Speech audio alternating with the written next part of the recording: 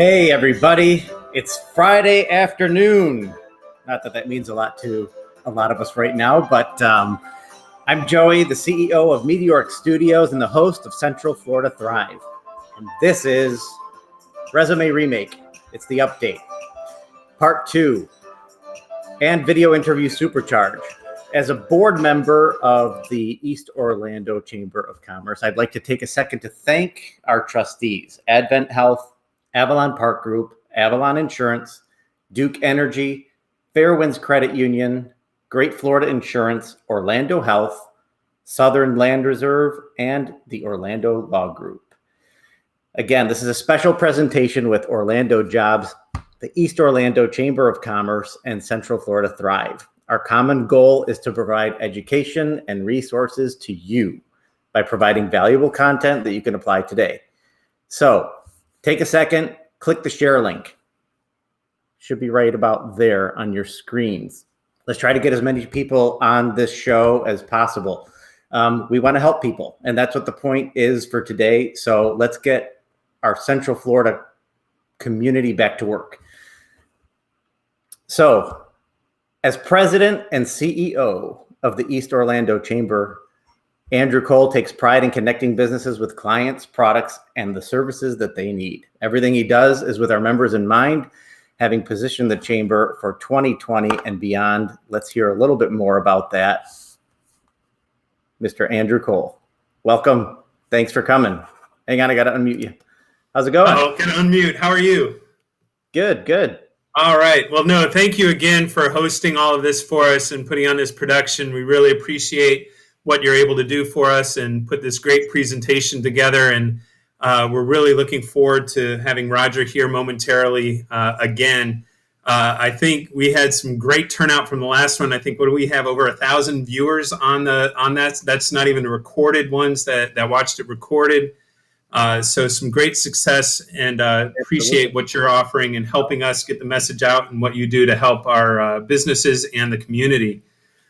So yeah, the East Orlando Chamber, well, we are going to be hitting our 75th anniversary next year. And Joe, you were saying that, positioning ourselves, and we are working definitely and diligently to last another 75 years into the future. So with things that are there, but we cover all of East Orlando, basically 440 square miles of East Orange County, going from the I-4 all the way over to Brevard County, and then the Seminole County line down to Osceola. So where we cover any of the businesses within that region or other businesses outside of that region that want to do business with the businesses in that region, if that were to make sense there. So I appreciate that. And like I said, we really appreciate our members and the folks that are jumping on, and want to make sure that all of the folks are getting great information here. And I think this is the second in a 3-part series that we've got kind of planned between you and Joe and Roger. So I don't want to take any more of his time. He's got a lot to cover and some great information. So without that, I just want to say thank you again for hosting it and helping us get the word out on all this great information. And I hope everybody is staying safe, healthy, and well during this time, and as we get back to work. And welcome, Roger Lear. Hey, how's everybody doing? Good to see you guys, man. We're doing great. So we'll let you get to it. Again, we got a ton of information. I'll be back in a little bit too, as well as Andrew. But again, Fantastic. Thank you, Roger. And let's get rocking and rolling. All righty.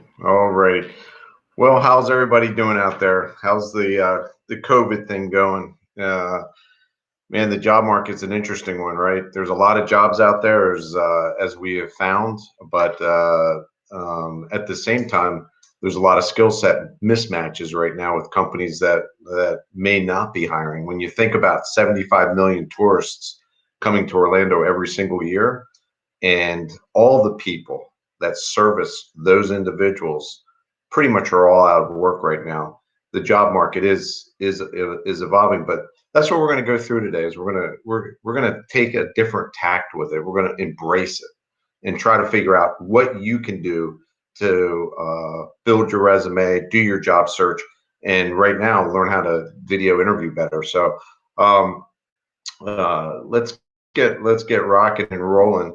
Joey, will you put up the slides? There you go. Alrighty, good.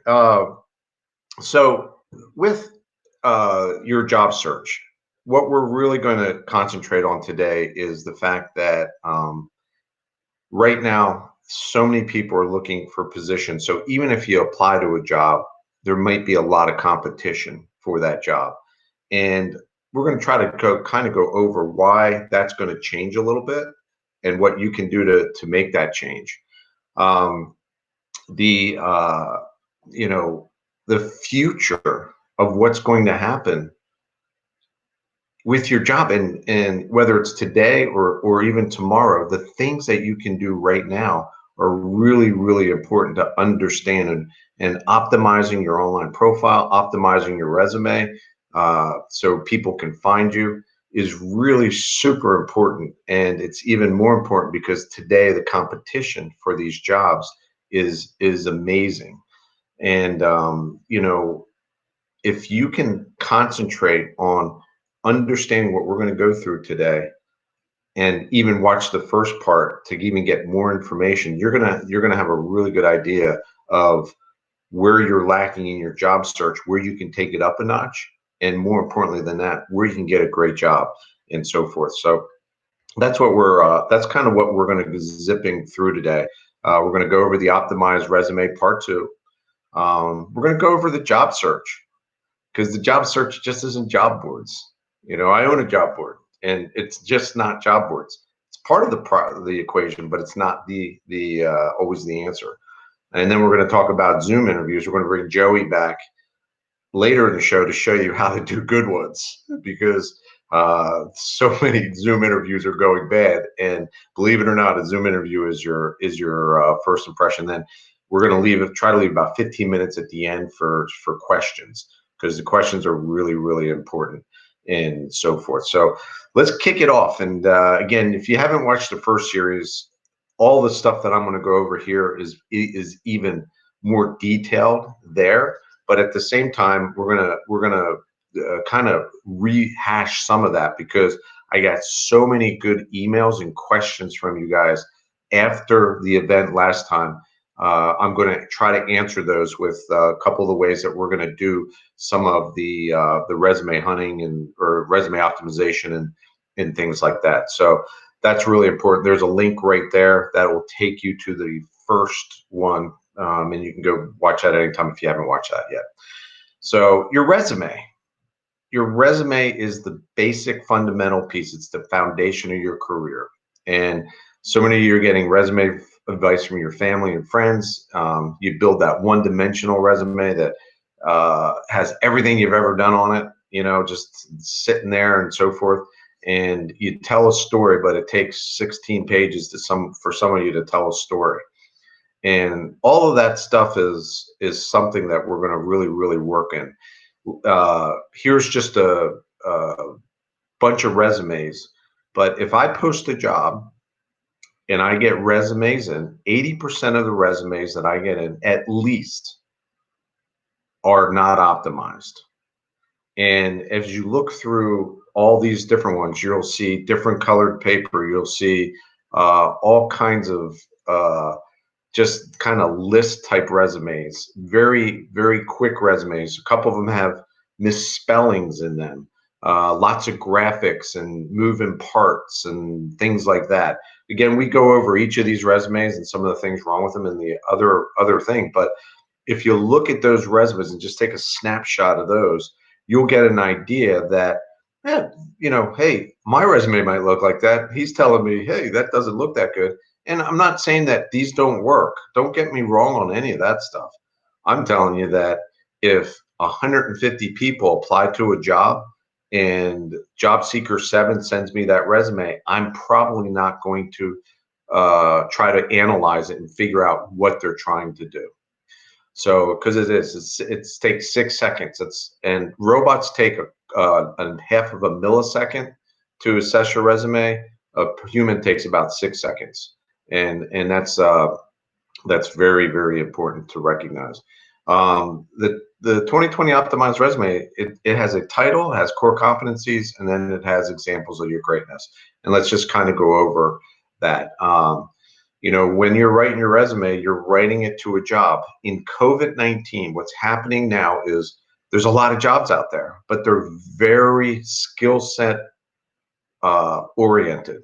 They're in warehousing and they need a certain type of person. They're for instance, in Publix where they may need people that stock shelves.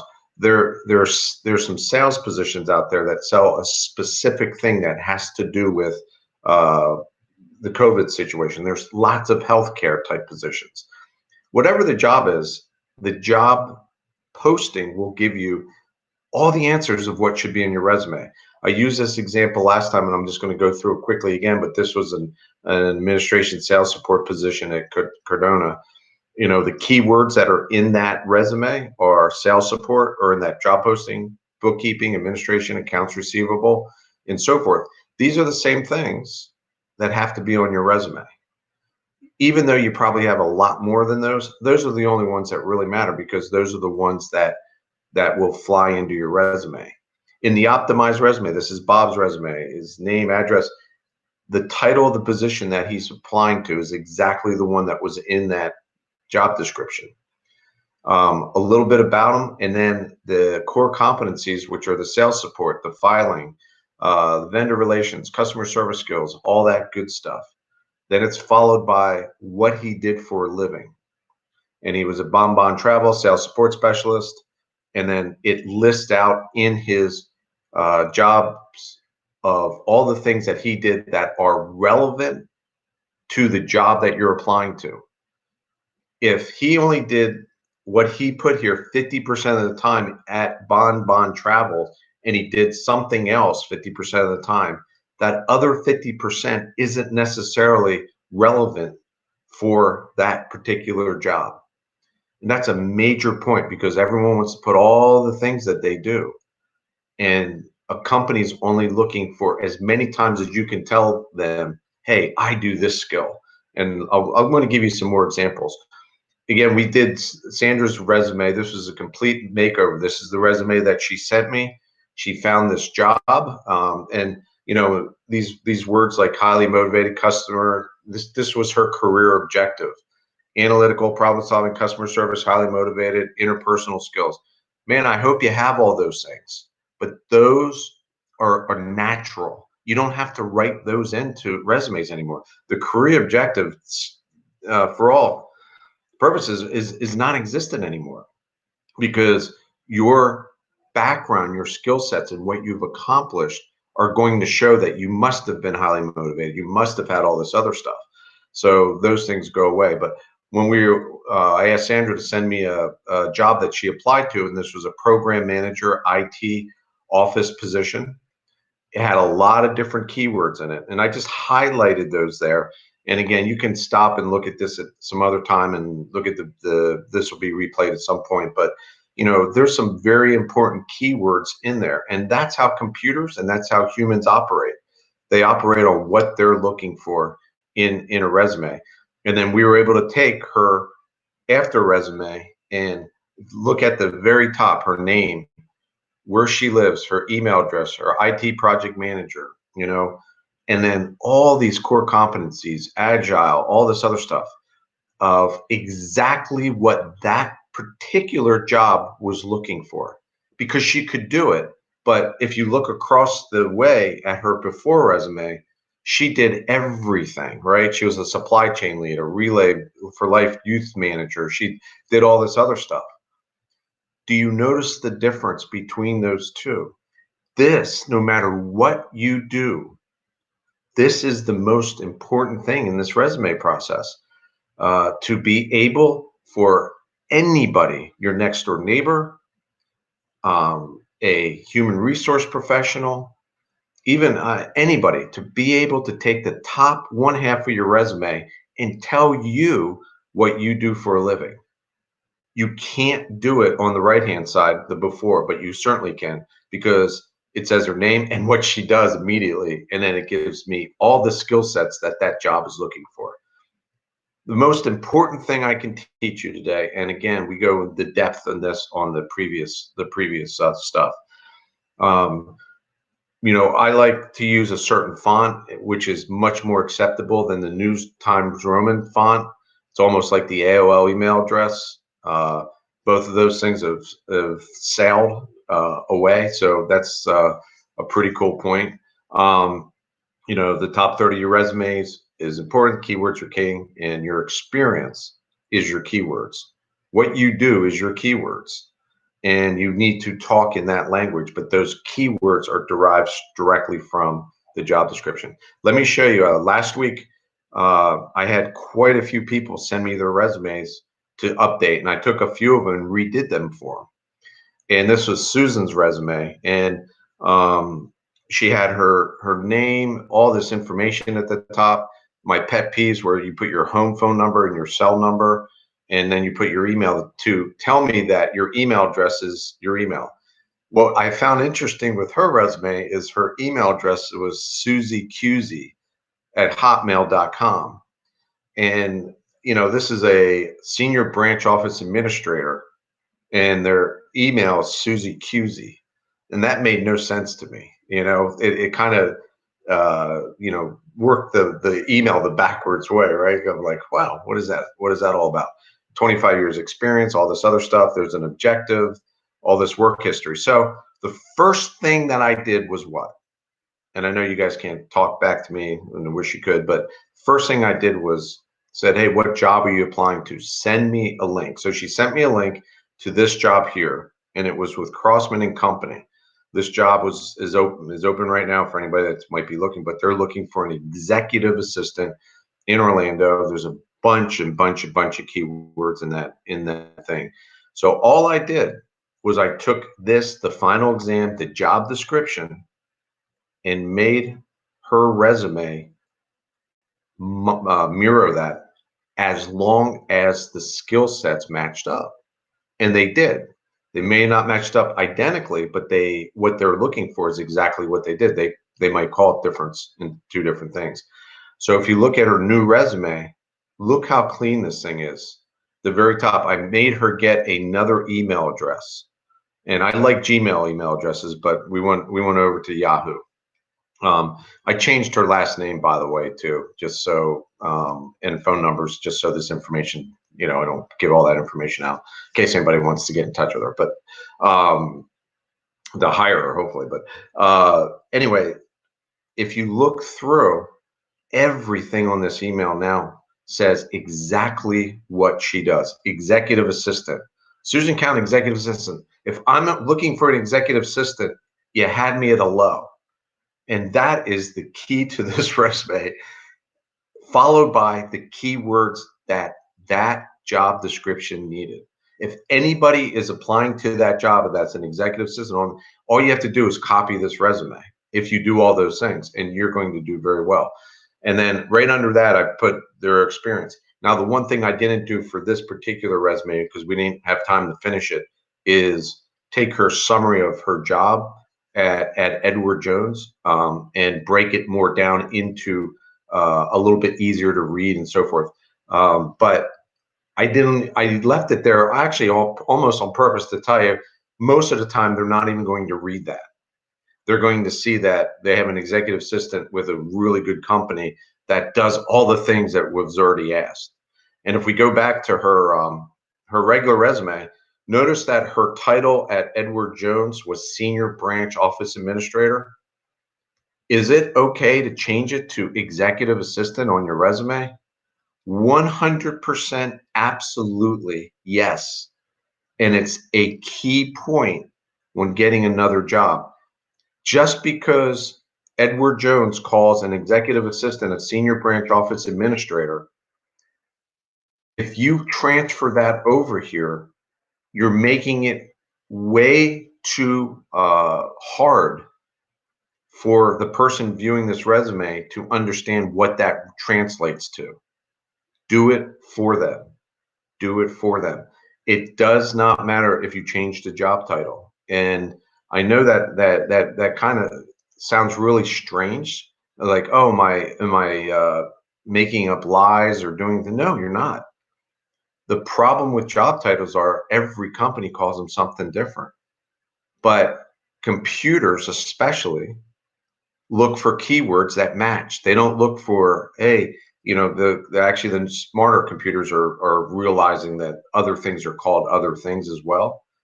But when you're on a stack of 150 resumes, you can't get the word executive assistant on your resume enough. And again, you only can do that as if you have the experience, if you have the skill sets. So I hope that really helps. This is a excellent example of a great resume remake for a job and so forth. So I hope that helps. I just want, for anybody that wasn't with us last time, this LinkedIn resume tool helper as well. Microsoft and LinkedIn are the same company, but in the newer versions of Word, you're able to go into LinkedIn and it'll help you write out a lot of the pieces to your resume with people that are very similar to you in backgrounds, to give you some ideas of how to write your skill sets and make them sound a lot better and so forth. But if you look through a lot of the stuff, the words hardworking, team player, all that other stuff are not skill sets. The skill sets are, hey, what does it take to be great at this job? What do I need? What are my qualifications? What is it exactly what they're looking for? And make sure that those things match up. I hope that really, really, really helps. And I when 80% of resumes, because nobody out there is a resume, is a resume expert, right? You only can Google it so many times. You only can do so many formats. You can do whatever. Don't even waste your time with that stuff anymore. If you make your resume look very similar to the ones on this one as well as the previous video, you'll be shocked at how many more interviews that you get. Your resume is your license to get an interview. It's not to get a job, and that's where you have to think. It's not a legally binding document either. You can't lie on your resume, because if you did that defeats the purpose. It's the way you display your resume and so forth. It's the number one, in my opinion, the number one job seeking mistake there is, by building some piece of paper with all kinds of information on it and then never ever changing it for each job or whatever the case might be. So, and with that, let's go switch over to job searching. I know right now job searching is interesting, because you can go to all the different resources that are out there. Right now there's all types of ways to find jobs, but again, I don't know if it's an 80% number, but it's a very small number that go above and beyond the job boards or career source or things like that. And LinkedIn, we're doing a virtual job fair right now for companies just hiring during COVID. But this is where everyone goes. They go to Indeed, they go to Orlando Jobs, they go, all of these things are fine. There's lots of leads there. But do you, I mean, if you really think about it, even before COVID, about 50% of all open jobs aren't even on job boards. So you're only covering a partial of the market. No job board out there has all the jobs that are open. And you gotta really understand that. Huge job boards like Indeed get thousands and thousands of resumes to every posting, and they get resumes because they make it so easy for people to apply. People just Christmas tree every single job in the place, hoping someone's going to call them back. And again, nothing against Indeed at all. It's a great resource, but think about your resume going in there with potentially 300, 400, 500 other applications. What is your chances of being found? And if you don't have an optimized resume, it's virtually it's very hard. And many of you know that because you've applied to a lot of jobs that you think you qualify for, but you may never have heard back. So I want to kind of go a couple different routes and show you a couple little strategies and some other ideas. So you start thinking a different way in the job search process. If you're unemployed right now, you have time to do this stuff. When you are employed, you should be doing some of this stuff just to always keep your eyes and ears open out there to see, hey, maybe there's something better than what I'm currently doing. We get so caught up in stuff, but the Orlando Business Journal puts out this thing called the Book of Lists, and it's a listing of all companies, the top 25 companies in almost every single category. So you have manufacturing, you have healthcare, you have public relations firms, you have marketing firms. You just go all the way down every sector that you could possibly imagine, and it lists the top 25 companies in each of those things. You, as a job seeker, should have that book or the online version of it and go through each company, go to those websites, figure out what jobs they have open. Because the 50% of the jobs that aren't on job boards, that's where you're going to find a lot of those jobs. And you're going to have a direct response, a direct hit right into those things. You know, Craigslist, I'm not a fan of Craigslist for employment, only because there's so much scams in Craigslist. But if you're in trades, that's where most of the jobs are, and you'd be surprised at how many connections and jobs are done via Craigslist. My only concern with Craigslist is one thing, and that is if there's a job posting and you don't have a company email address that you can go verify in the of wherever you're going to send your information, it's probably a scam and they want to grab your information. So be very, very careful of that stuff. Reddit. And I don't know if you're Reddit fans, but you should be. Reddit is awesome for information because it's a huge network of people, but they have a whole section devoted to users that post Orlando jobs on there and so forth. The IMFA has facilities jobs in Orlando, the fundraising jobs with the AFP. If you're fundraising, probably in every sector, there's a niche association that you should go to the association's websites. These are associations you may not know anything about. But if you're an administrative assistant, you could go to all these companies. It doesn't matter where you go because every company needs administrative assistants. If you're a carpenter, you may be a little bit more limited in who you go to. But there's so much out there. And social media is, in my opinion, gold to be able to dig and find things that you may never have done. I'll give you an example. All those companies that you might find in the book list, they may have Facebook career pages. Those are awesome because then you can go actually talk to somebody and not just through an application process. State Farm has one as well. I mean, there's a lot of companies, mostly the larger companies, that have these things. The key to these are you can make comments and you will get replies back much quicker than you will trying to go around systems and find people within an organization and that kind of stuff. So that's very, very important. Here's an example I'll give you. This is Home Depot. I went to their site and they have a risk manager position open in Atlanta. So if you ever found a position like that and you wanted to find out more or who the hiring manager was and so forth, you can Google. All I did was I put in Google risk manager Home Depot Atlanta. This job happened to be up in Atlanta, and there was the managing director, Jim, who turns out is the director of risk management at Home Depot. So really good chance that guy could be the hiring authority for that particular position I just saw. So I'll just send him a real quick email. And what's amazing about this is that, hey, Jim, just want to know I applied to risk management position. And obviously I'm not a risk manager, but this is for this example. But this is exactly what I would write. And all of a sudden, then when you send him this message, your LinkedIn profile becomes your resume. And we did a real big thing on LinkedIn profiles in our last videos. I would tell you to go back there to make sure your LinkedIn profile's as optimized as your resume. But this is a great way to reach out to people and network. Everyone says network.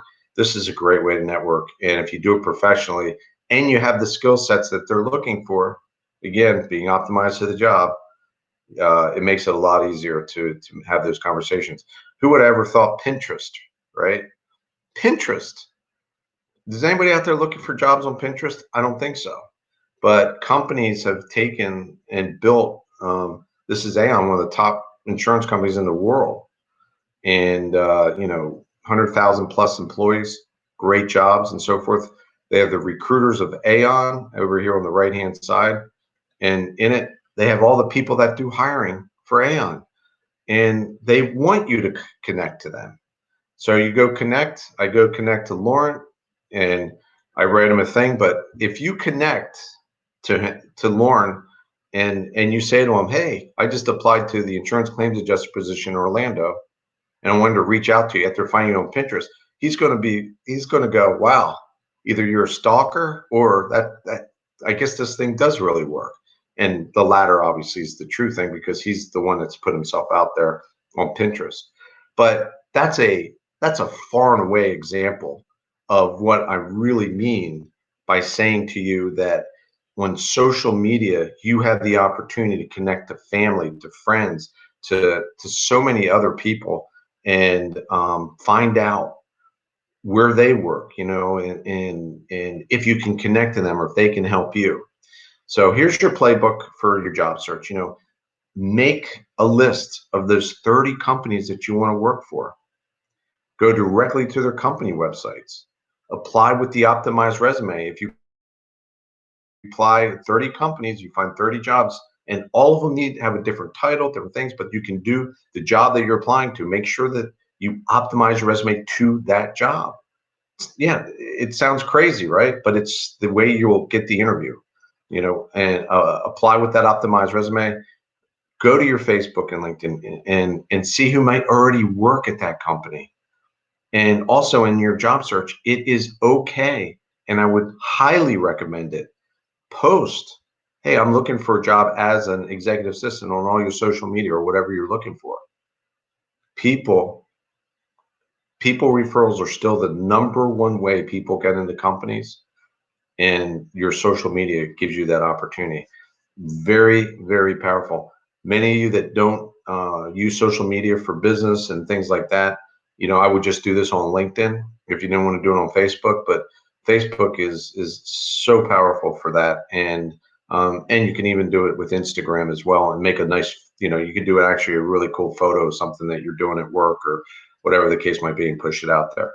You will be amazed. Most job seekers and job searches have no plan. They just go to job boards, click apply, sit back, wait, hear nothing. And I'm telling you, in this market, as well as any marketplace, I don't care, 10 weeks ago, before all this stuff hit, I would be doing the same exact thing. All right. So we are going to get into the virtual interview. I'm going to go over a few things, and then we're going to talk back with Joey in very shortly. And then after he's done, we're going to come back and do questions and so forth. But what's happening now is amazing. Is the face-to-face interview now is gone virtual, and you're going to Zoom GoToMeetings for interviews. And instead of the employer sitting across from the employer, and they're watching every move that you make, you're interviewing just like I'm talking to you right now. I'm asking you questions, that kind of stuff. And it gives you a really, just a few months or 10 weeks ago, this was, if you got a Zoom interview request, you'd be, oh my God, I'm scared. And all everybody's been on is Zoom or GoToMeeting now. Any business person has that all day long. It's replaced the face-to-face in the interim. For interviewing, I'm almost positive that Zoom interviews, even in a great economy, are going to go skyrocketing, only because it saves so much time for companies, and they can get the same type of information from you see your nonverbal communications, as well as, who you are. So that's why these things are so important. But here's some really quick tips, and then Joey's going to show you how to set it all up too. But you can go to Zoom, go to meeting, create your free account. You can send a link to one of your friends, and then you can practice interviewing, record it, and then you'll see what you look like and all that other stuff, what your backgrounds, all that stuff looks like. You can't do this on a cell phone. If you don't have you can, but it's very hard to do. But if you have a laptop and you don't have one, the Chromebooks are 129 bucks, and they're awesome, and they work really, really well. You got to invest something in your career, but those Chromebooks are excellent little laptops, especially for this, and they have like 12 hours of battery life. You can use a cheat sheet. Think about anybody that's on television doing the news. They read off a teleprompter. You can have all your accomplishments on the teleprompter. The number one thing for job seekers when you leave an interview is the fact that you leave the interview and you come and you say, "Oh man, I wish I would have said this. I wish I would have said that." You can prepare all that and put it on nice big things right in front of you. It would be on the other side of the camera screen, and that way you wouldn't even have to look like you're looking at something else. It's your own teleprompter. Make sure you dress nice. I've done 4 or 5 of these interviews. I'm shocked at how people look at these things. I guess they think since they're at home they can dress any way they want, and I guess that's true. But if you're going for a job, stand out and put the dogs away and the kids away and that kind of stuff. Close all the windows on your computer, and most of all, these interviews right now today are going to be about whatever's on that job description, and most likely it's going to be 1 or 2 skills that are needed. Right now, the hiring people that are hiring are looking for very, very focused skill sets. So really prepare yourself. If you do 10 different things and one of them's the thing that you're applying to, just focus on that during these interviews. As much as you want to tell them how great you are and all the other things that you do, you really, really, really have to focus on that, and you'll be absolutely amazed at how well that interview will go, and your preparation for it. So, Joey, take out the other side of this and show them how to set all this stuff up. All right. So, as you can see, there we go. Setting yourself up to look awesome doesn't have to cost you anything. I've got a couple little tricks here that I'm going to show you on how to have a clean background so people are focusing on what you have to say. And again, it's stuff that's just laying around the house. So got my duct tape. I know everybody has one of these boxes laying around the house. Check your garage if you haven't recycled them. Keep those. This is a desk lamp. It's a simple desk lamp. It's a cheap one. These are the ones that they have at Walmart, I think for $7, something like that. But I'm going to actually give you guys a little demonstration, and we're going to switch cameras to my laptop, and I'll show you what I'm talking about. So, but before I do that, I want to show you how to set yourself up. So as far as lighting goes, with this lamp, notice that I'm not aiming it at my face. I'm actually going to position it over the camera, but behind my laptop. And of course, I'm covering my face. And then I turn the light on. So what does that do? It gives me soft light coming to my face without being too harsh. If I do this, and I'll show you in a second on my little camera, it's going to be really, really harsh on your face. You're going to blow yourself out and they won't be able to see you. The other thing is for positioning, let me move over this way, is the box. At this angle, the height of my desk, my laptop camera is low. So it looks like I'm looking down on somebody. Now, this goes back to like old school etiquette stuff, but what you want, and again, this counts for selfies too, is you want to raise your camera up just a little bit so that it's eye level, so that you're at the same level as the people you're talking to. And what you do is you tilt that camera forward just a little bit, and that gives you a nice angle on your face. So the other trick is while we were on break there, or while I was on break there for a second, I grabbed a roll of duct tape and a white sheet and I taped it to the wall. This gives you a nice clean background so that people can see you and focus on you. So I'm going to shut off the studio lights for 1 second and then switch cameras. I'll be right back.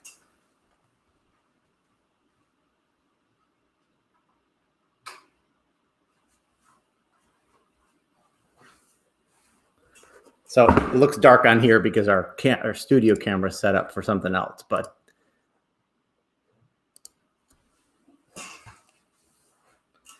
here you can see that it's a nice clean background. My face is evenly lit. It's a little bit wrinkly here, but I had it thrown on the floor, so I didn't get a chance to iron it while Roger was talking. But you can see how clean I am. You can see that, we can have a conversation. I'm looking right into the camera. The light is lighting my face properly. Now, if you have a noisy home like I do with 2 kids running around, headphones are key. Now, if you can't afford the $130 for the Chromebook, I highly recommend getting a tripod. These are $25 on Amazon. It holds your iPhone, and you can set it up the same way that the laptop is set up. So it's steady. You're not shaking the camera around. You don't want the person interviewing you getting sick because the camera's moving too much. So see if I have anything else.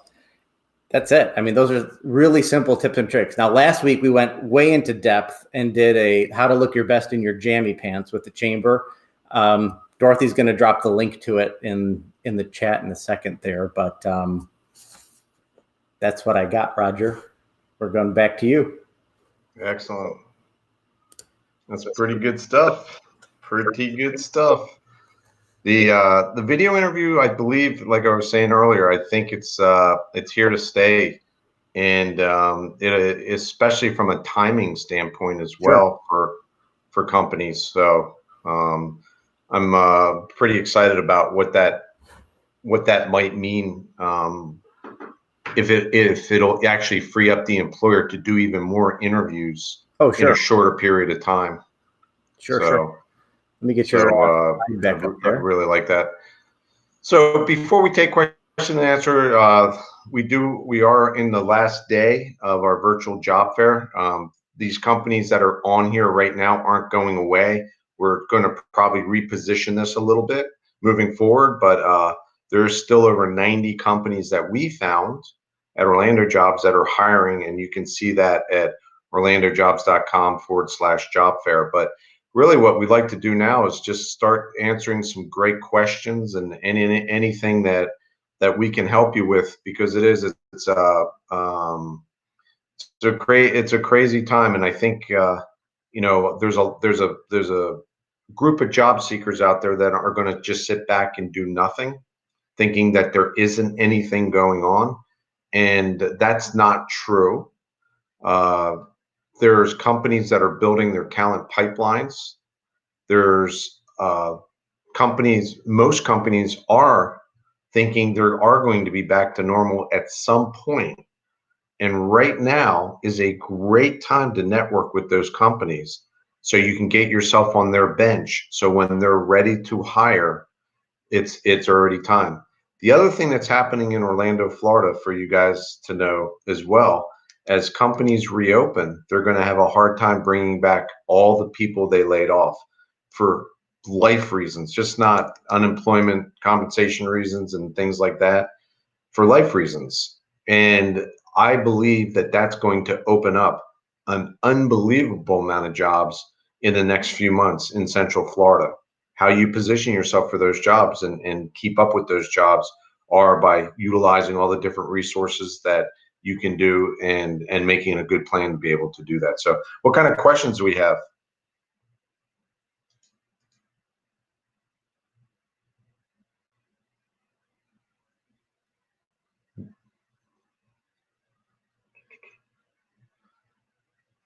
All right, I've got one here about a cover letter.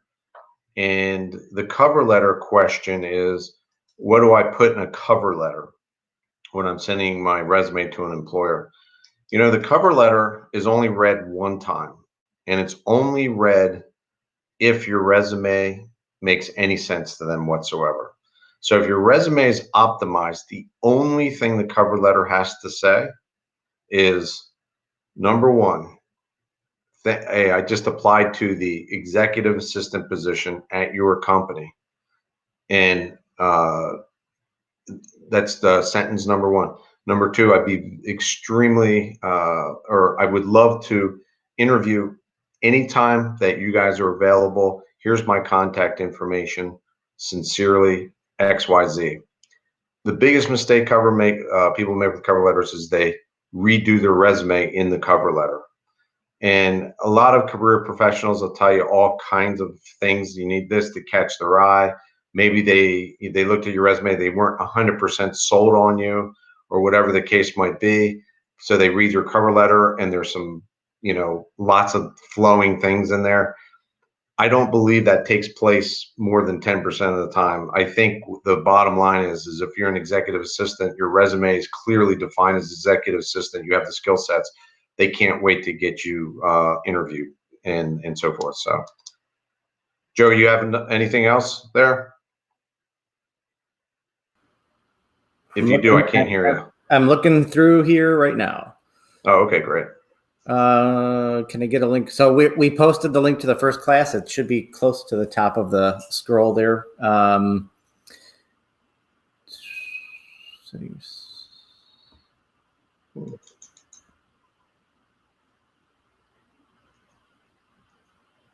Here's a question that we're getting from Orlando Jobs. Everybody's wondering when Disney World's going to reopen again. Well, I don't know the answer to that. All I do know is today they made an announcement that they're taking reservations for July. So maybe we're thinking about July for that opening. I saw that too.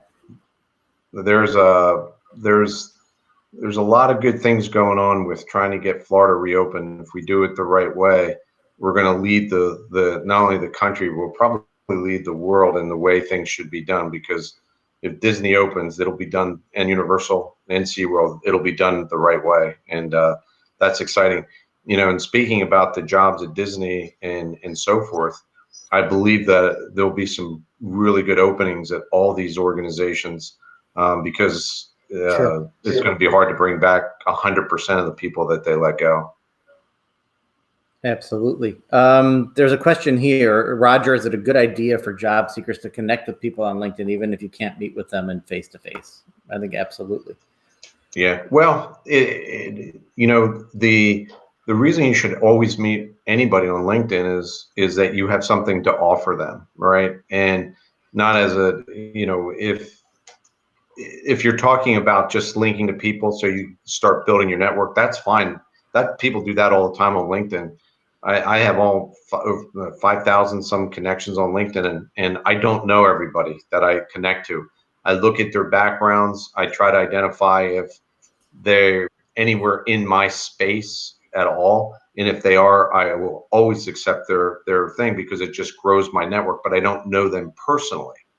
But in a job search, absolutely. If you have the goods and you're applying to a job at XYZ company and it's for a warehouse supervisor, and you can find the manager of that company on LinkedIn, you should connect to that person and tell them, hey, I just applied to that warehouse supervisor position. Love to find out more about it, and just connect to that person. You will be shocked because your LinkedIn profile becomes your resume. But especially in smaller companies, you're going to probably get a pretty good response because what you're doing is you're cutting down their search time to fill that position. The biggest thing for any job seeker to know, which you guys may know but maybe not understand it, employers don't post jobs because they don't want to hire people. These jobs are up there because they need to fill these jobs, and if you're the person for it, anything you can do to get yourself to the front of the line, you're going to really help yourself a lot. So yes, LinkedIn is good. We've got two questions that are very similar. How dangerous is it to expose my resume experience from 25 years ago? And if I have 30 years career, how many years back should I maximize? Yeah. Ageism, right, is a big deal. and this is a webinar we should just do anyway on just that topic because it's so important. You know, the challenge with a job, the job description is your DNA, is your final exam. I've said it ad nauseum, but it's the truth. So when someone with 30 years experience applies to a job that only requires their last 3 years of experience, for instance, or 3 years that they had well in the past, we have to restructure the resume to fit that job a lot better. And it's done by the keywords, the core competencies, the titles, things like that. If we find ourselves in a situation where we're having to make so many changes, it just isn't the right job for that individual. But most of the time, what happens is you'll have 30 years experience, but you'll only have a block of time in that experience, and hopefully it's your most recent block of time or within the last 10 years that fit the job you're applying to, and we just bring that to life. And then usually I only go back about 20 years. Nobody really cares past that. Age isn't the reason people don't get jobs, even though most people think that's the case. Most of the time, it's because their resumes tell a story of their entire lifetime, which isn't a bad thing, except the fact that their companies aren't looking for that type of experience. They're looking for that specific skill. So it takes some skill to get that, and I would tell anybody to get some help from myself or a resume professional to really put that together the right way. Sure. Jackie asks, are we in a job seeker's market or in an employer's market today? Yeah, that's a good. Well, it's definitely an employer's market, just because there are very few jobs and they'll have the pick of the litter, and it's just another reason why your jobs have to be optimized. But the job seeker market is, you know, we were at 2.9% unemployment just 10 weeks ago, and now in Orlando, Florida, we're probably at 20 to 22% unemployment. So it's not a job seekers marketplace, except for the job seekers that optimize, embrace, and do a very, very detailed full-time job search. You will find jobs. There's no question about it. And as things start coming back online, um, uh, the jobs that are going to come up are going to come up so fast that if you've already started building those relationships, they may not even have to post the job. They'll know all about you already. So that's but it's not a job seekers marketplace at the moment. Another good one. Andrea asks, is it a good idea to not put all of your information to avoid being overqualified for positions? Yeah, you know,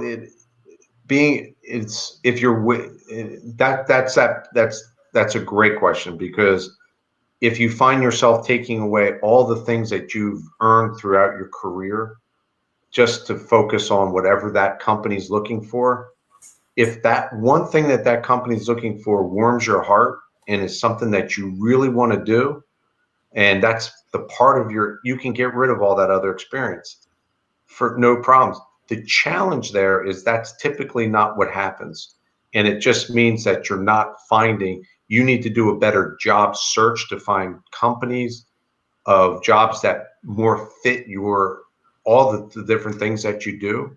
So even if you get the job, by narrowing everything down, you may get bored out of your mind.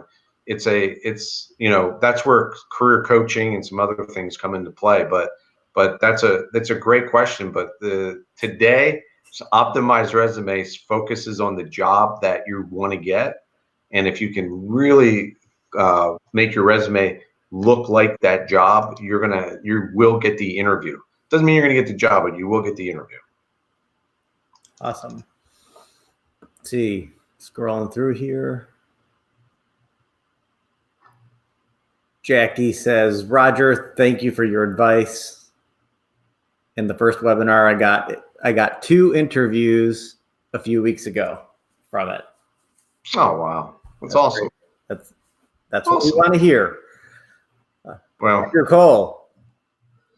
Yeah, well, after doing this for so many years, and meeting, not only have I met a ton of job seekers and spoken all over the place about this, but I've spent so much time with great employers. Sure.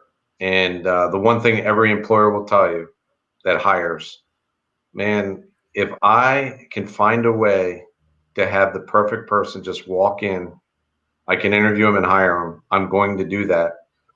The way resumes are set up and the way your resume is set up, it doesn't optimize you to be that perfect person. So they have to decipher what your resume says. And when they have to decipher, depending on who it is, it might be they might have a college interns deciphering resumes, or they might have a 90-year-old man deciphering resumes. And both of those generations are going to look at things completely different. That's why it has to say exactly what the job is looking for. So there's no if, ands, ifs, or buts. Sure. Hey, this person could probably do the job. I hope they're not a freak. You know. So, Andrew Cole, do you list all of your job titles from previous jobs, or just the highest level, even if it wasn't the last position you had at that company? You can depending on the job that you're applying to, you can certainly list your progressions of jobs in different things. If you ended up as the president of the company though, and you are applying for a manager position, that may add some resume working to do, where you may take that president position and make it a different title potentially, even if it's not I can't really answer that whole question there, but you could format it perfectly for the job that you're applying to. And again, the DNA is the job that you're applying to. And at the higher level type positions, if you do get to the president level, most of the time, those types of jobs that you're applying to will be at an equal level or a little bit below, but you'll have a much better way to go into those companies, because you're going to have skill sets that company may need at a different level, and you might be able to accept that level. So I hope that helps. Awesome. That's a tough question, but there's a good answer to it. Looking through. How long do I have to go back in my resume if I'm over 60 with more than 30 years of experience? That's similar to the question from earlier. So no, you can just go back 20 years. And in that last 20 years, what I always say is just make sure that the jobs that you're going to utilize in that 20 years, if the job that you just left is perfect for the job that you want to get, highlight everything there is about that job, even if it was just the last 5 years. And then you can just mention the other jobs. You don't have to go into details if they were doing something else or whatever the case might be. If the job 30 years ago is the only match that you have for the job you're applying to, that just is a whole nother issue where it would be hard to discount all the things you did in between. But we don't see that often anyway. So that's probably not as big a deal as I'm making it sound. awesome. Yeah, I think we're gonna have to do a whole episode on just that. Yep. Yeah. What time we got? A good one from Amy. Hi, I've been a stay-at-home mom for the past 8 years. Now I'm ready to go back to work, but afraid. How do I let an employer know because of the gap? Homemaker, 8 years, perfect. Great employers love to bring back people, and I'd love to know what you did beforehand, and focus your job search on that or what you really want to do, because a lot of the jobs that are out there may have changed skill set wise in the last 8 years. And if you do kind of know what you want to do, one of the coolest things that's going on right now is there's just so much education going online to get these certifications and things in every sector, and so forth. And Yeah. I would tell you to get a career coach. But no, being a homemaker does not ever disqualify anybody. What does disqualify them is whatever they did beforehand doesn't match anywhere near to what the job that you're applying to. So we really have to figure out what that is, or we go the entry level route, either professional entry level or more of an hourly type entry level at some other type of hospitality type situation. Cool. Andrew Cole again. Do you need to list all jobs on a resume to show a timeline? No. You should, for the last, if you have more than 20 years experience, you probably should list those jobs. But if you've had a lot of different types of jobs on the resume, it's not 100% where you have to list every single position and so forth, and put some sort of explanation behind it. The key to lots of jobs is to think about it. You blow up the jobs that are relevant to the job that you're applying to, and then you collapse the jobs that you aren't, and you may just mention them. Sure. But if you in 20 years and you put 15 jobs there and so forth, and some people have had some pretty bad luck with companies, this, that, the other thing, that's not going to make a great statement on your resume. And there's another way to write that resume, and more of, instead of a job resume, it's more of a skill-based resume. And then we just mentioned the different companies you worked at, that kind of stuff. Awesome. Well, it's 3:03. I'm going to bring Andrew back. Excellent. Hide the slide so I can do both things at the same time. You're doing an excellent job. Okay, there we go. Audio engineer, video switcher, producer, internet engineer. Oh, wait, sound. There you go. That may help. No. The most important, hit the start button, right? Sure. The unmute. Well, no, thank you so much, Roger. Thank you, Joey, for putting this on. I really, some great information here. Just, I appreciate all that you guys bring to the table, you guys being members of the chamber and helping what our community, our job seekers, folks that were members or in business and having to make changes now. So thank you. I can't really, that's from the bottom of my heart. Thanks, man. For the information from here, and, looking forward to it. And kind of to jump in there, I think, Roger, we have you back on the 22nd, if I'm not mistaken, again at 2:00, doing let me make sure I'm pulling up the right information on here. But on the 22nd, we're going to do a career coach Q&A plus power interviewing with you. So I think we'll have some more Q&A that we can go into information. So answering these questions that a lot of people had. And with that, and then just while I'm doing shameless plugs, let me just go ahead and do this. But next Wednesday on the 20th, we got rapid deployable shelters as a possible solution to affordable housing with Ron Benziv out of Sanford. This was one of our chamber luncheons that we had planned for May. We were able to keep the speaker, and we're going to do it virtually. So sign up at eocc.org.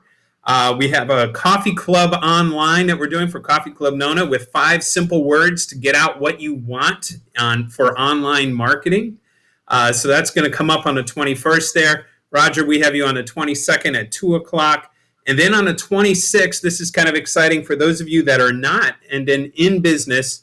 And if you're looking to be or are not on Yelp, we've got Yelp 101 with Andy Perez, who's directly from Yelp, with tips and free tools for business owners to get noticed on Yelp. And no, Yelp is not just for restaurants and going in there to do reviews. Yelp is also on there. And I don't know if you know this, but if you're trying to get your business found and you're not on Yelp and you use an Apple computer or an Apple iPhone, that is where they pull their data for businesses for the iPhone, not off of Google Maps. Those are 2 different platforms. So it's important for you if you have a business. So I'm going to leave the shameless plugs, go from there. But guys, thank you very much. Joey, if you want to close this out, Roger, we will catch up with you soon. And thank you so much. Thank you, man. One more shameless plug for the chamber. If you found this to be super helpful and you end up getting a job, mention the chamber to your new employer. Because we're all about community, and we want to grow our East Orlando community and our East Orlando chamber. So that's my chamber plug for that. I have to drop the link to the jammy pants video. So looking your best in jammy pants, it's got a lot more information than what I showed you guys today, but it'll really help you look great on your webcams. Roger, thank you so much for the information today. Yep, another shameless plug. All of these videos are saved on our recorded webinar page under resources at eocc.org. So you can catch all of these from Roger and Joey and everything else. So sorry, one more shameless plug. And the people have asked, several people asked when they'll be able to watch this. As soon as we hit end, you'll be able to rewatch the entire thing. So if you missed the first half, that'll be your chance to catch up or catch up over the weekend. Excellent. I think that's all we've got for today. You got it. Thank you. Hey, thank you, and embrace job searching, everyone. It's be different. Don't be like everybody else. Be different and do some of these techniques. You'll be great. Absolutely. All right. Thanks a lot, guys. Great. See ya.